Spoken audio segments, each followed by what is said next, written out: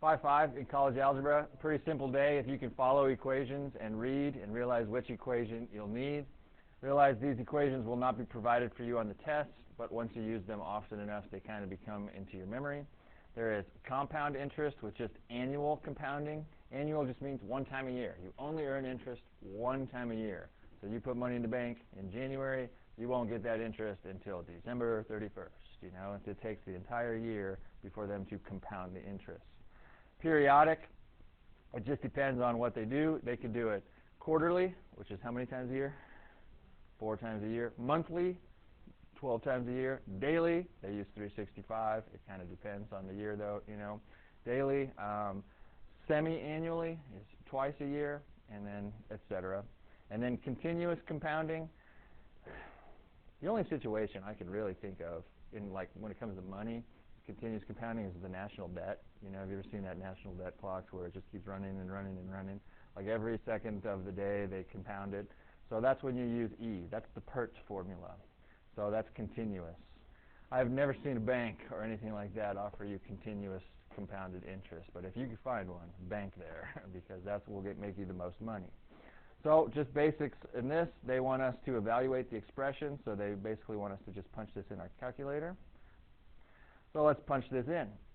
This is nothing really complicated right here. What I would do personally is there's going to be a bunch of problems where they ask us to have some multiplication right there. I would punch that in first. Right? I'd like to know what 0.06 times 20 is.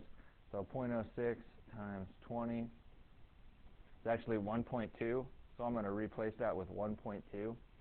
And now I'm going to type in 15,000 times e to the 1.2 power. So 15,000. And then e is located above your natural log button right here. It's e to the x. And this is the 1.2 power. And la, la, la, la, la. It says round answers to 2 decimal places. So 49,801.75. And since we rounded it, it was approximate. Cool? Pretty simple. Punch it in. This, they need us to substitute some stuff in. Here's 12,000 times all this stuff, where here's a k and here's some n's. Let's sub in first and see what we got. 12,000 times 1 plus 0.10 over k, where k is 4, to the 4 times 8th power, where, again, I figured this out first. That's just plain old 32, right? And this one is not one I recommend that you type from left to right.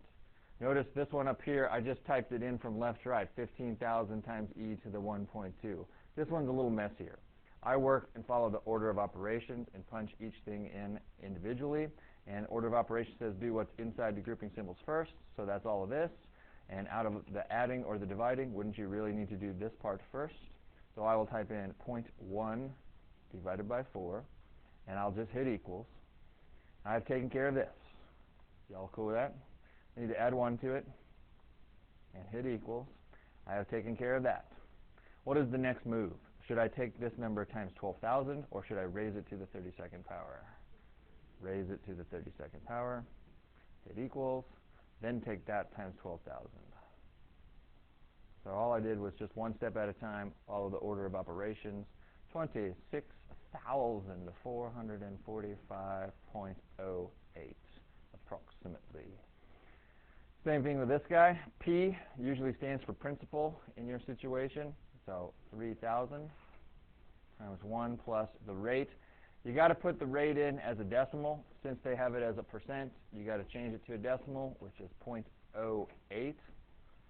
K is 2. And then I got to do k times n, which would give me a 36 right there. 2 times 18 is 36. Let's punch that in. Again, since it's messy, I start with the 0.08 divided by 2. Get 0.04. Add 1 to it. Raise that to the 36th power. Actually hit the right button. Raise to the 36th power times 3 g's. 12,311.80. Again, they said 2 decimal places. Don't forget the 0 is a number, just like everybody else. Don't discriminate against poor little 0. Awesome. Now for us to come up with our own formulas. So It says if this much money is invested at an 8% interest compounded annually, boom. That's the one word you really need to realize. Which formula do you need? This is annual interest. So you could actually use this formula right here. But what would go in for K if it was compounded one time a year? You just put a 1 in that situation. And it would just turn out to be the exact same formula. You'd have R over 1, which is just plain old R. You'd have 1 times T, which is just plain times T. So I need to do realize what this number is. That's the trick. Is this the principal amount, or is it the amount that we got after the fact? Principal, the amount we started with, or the amount after the fact, the S value. What is that? That's the principal. So start with the S equals, though, and then put the 8,800 times 1 plus the rate as a decimal, which is 0.08, which I already just add those together. To the time power, how much time? Doesn't it just say X years? Right? Is that right? That's all they want. Then they just wanted the formula. Right? There's nothing we can do. We've got two different variables missing. We've got X and we've got S. So that's all they want. Oh, I must have cut that off. My bad. Oh, that's part A. Duh. I didn't cut it off. It's actually the question in part A. 8 years. My bad. So 8 years. Thanks. Somebody's got a case of the Mondays. So I'll punch it in. This you can punch from left to right. How come? What's in the parentheses is nothing nasty. It's just one term in there. So 8,800 times 1.08 to the 8th power. 16,288.19 dollar bills. I don't know why they use such large interest rates. I think they're trying to tempt you into investing, because it's like, dude, I totally doubled my money in 8 years' time, and you just let it sit there. There is no place in the world that's going to give you an 8% interest rate. Interest rates are in the 2s, So investing is good, but regular old banks, way smaller interest rates, It's makes you feel, it's like, dude, invest my money is the best thing I can do, which it's not a bad idea. It just won't grow nearly as fast as these problems will. So 30 years, do it all over again. You could do this if you really wanted to. If you hit second entry, it brings that entire entry back up again, and you could just scroll back over this 8 and put a 30 in its place, and it would give you that answer. 88,551.38 cents. Or you could type the whole thing back in again, whatever you wanted to do. Cool. Pretty simple day. E and C. Next guy, compounded quarterly. So 10,000 is my principal, 12% interest. Wow, that is ridiculously high. We will make some serious money then. So that would mean the amount would equal, I'll use A, sorry, it should be S. Back it up, Chuck. S equals principal of 10 G's times 1 plus my rate as a decimal over how many times I compounded. What does quarterly mean again? How many times? 4. To the 4 times 10. That's all I'm using here. Right? K is the number of times compounded. T is your time in years. R is your rate as a decimal. Since there was a periodic, it wasn't just every year. That's why I'm using this formula. Then I slice him out and put a 40 right there. Some of you can do that mentally. That's up to you, And then we got to punch this guy in according to the order of operations, because he'd be difficult to punch in the other way. 12% divided by 4 plus 1 to the 40th. And check it out. This tells you what's going to happen to your money. This number means it's going to get more than tripled in this situation. In this 10-year time, this number means, hey, man, it's going to be 3.26 blah, blah, blah, blah, blah times as much times 10,000. Hot dogs. Awesome. 32,620.38. Guys, if banks were that nice, I mean, just think about that.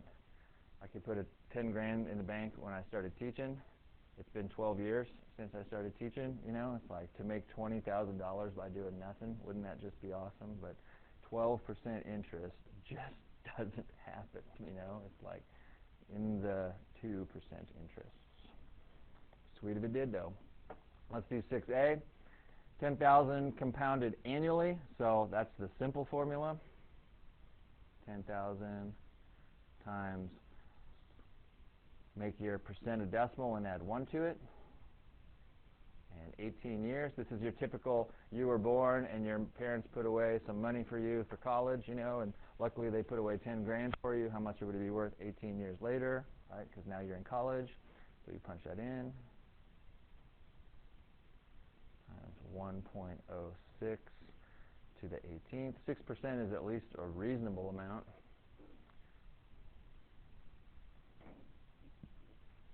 A lot of the questions will ask you how much interest did you make? How much interest did you make if there's 28,000 plus later? How much? 18,000 plus, right? You know, because 10,000 was your principal. That was your own money. You got a free $18,543 just by letting it sit there. How would this change if it was invested continuously? That's the PERT formula. So your amount will equal your principal. Principal is still 10,000 times e to the rate as a decimal, 0.06, not 1.06, it's just 0.06, times time, and this was 18 years. So I'm going to punch 0.06 times 18 in first, figure out whatever the heck that is. That's the 1.08 power. Y'all cool with what I did there? Then I just punch that guy in from left to right, 10,000 times e to the 1.08. And I got 29,446.80.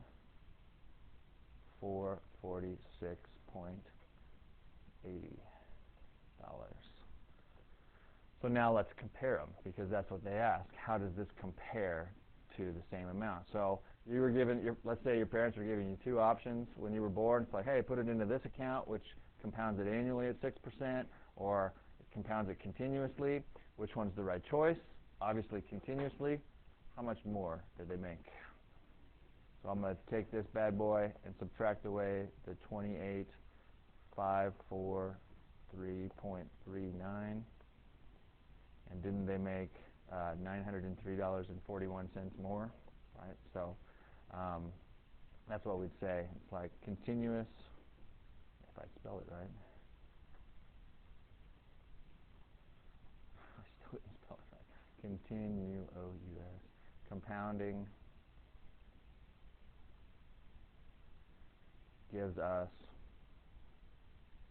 $903.41 more over the same period. Same rate, same period, right? We made an extra, basically $900 just because of how many times they compounded it. Like every second of the day, it got compounded. I wish we wouldn't have done continuously. I wish we would have done just like monthly or something, just to see the difference. Because the monthly situation happens all the time. Usually, that's the way banks roll. Every month, they compound interest on you. Cool. Boom. What lump sum must be invested? Wait a minute. What number is this? Lot 7? Okay. What lump sum must be invested at 10% compounded monthly for the investment to grow to $65,000 in 8 years? What is $65,000? Is it the amount or is it the principal? The amount. So $65,000 will equal the principal. That's your lump sum. You don't know that, guy. And this is monthly compounded. So times 1 plus my rate. They told me that is 10%. That's an awesome percent. Compounded monthly, so that's how many? 12 to the 12 times 8 power, because it's again number of times compounded times years. 12 times 8 is 96, is that right? So I need to solve for P. We'll make it real simple. Isn't P times all of this crap right here? How do you get rid of times all of that? You divide by all of that. P equals 65,000 over 1 plus 0.10 over 12 to the 96th power. That's how I got P all by itself. Now, to punch that in, that's a whole other story. Let's punch this stuff in first. This is the nasty part. Let's do 0.10 divided by 12, hit equals, add 1 to it, hit equals, and raise it to the 96th power. All I did was figure all this stuff out right here as a nasty number. I will not round it though. What I need to do is take 65,000 and divide by that number. So 65,000 divided by my previous answer is all I will do. And how much money should we put in? $29,303.36. And the question that my math lab might give you, is that enough? Because didn't we round this to 36 cents? So what you have to do is substitute it back in and see if you actually get $65,000 back. Because if you got $64,999.99, you really didn't get $65,000. So we might have to round this up to 37 cents. So what I need to do is take this number, not this number. We can't use this because that's not the answer we're putting in. We're thinking this is our answer. Let's take 29,000. Oh, wait a minute. Clear out.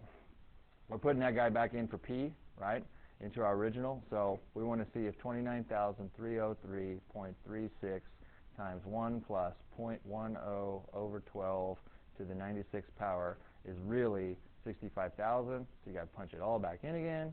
0.10 divided by 12 plus 1 to the 96th power times 29,303.36. Boom. Did I get $65,000 back? Not quite. So instead of 36 cents, what do you got to do? Round it up to 37 cents. Now sometimes that number will work, you know, because of just the way it is. So it's not like you always say, I'll always round up, I'll always round up. But quite honestly, if this was a real life situation and this is what you wanted, they said, hey man, how much would you have to start with? You must invest $29,303.37 for that to happen. What would normal people invest? $30,000.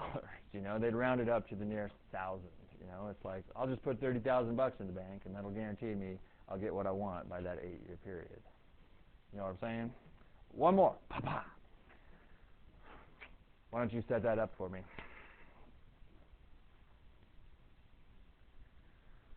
So we want to have $30,000 compounded 12 times a year because it says monthly for 18 years.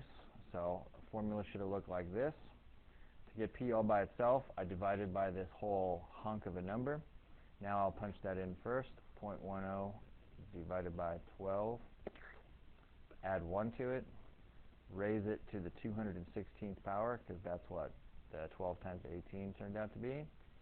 And now I'll take 30,000 divided by that number. So I just use the previous answer. And $4,996.09. We need to check to see if that works. So I will start all over and take 0.10 divided by 12, add 1 to it. Come on, baby. Not 11. Raise it to the 200 and whatever power. And then take it times that number. 4996.09. I didn't get $30,000, so 10 cents. Right? So that's what we'd have to do. Quite honestly, though, what would you invest in real life? $5,000. Yes?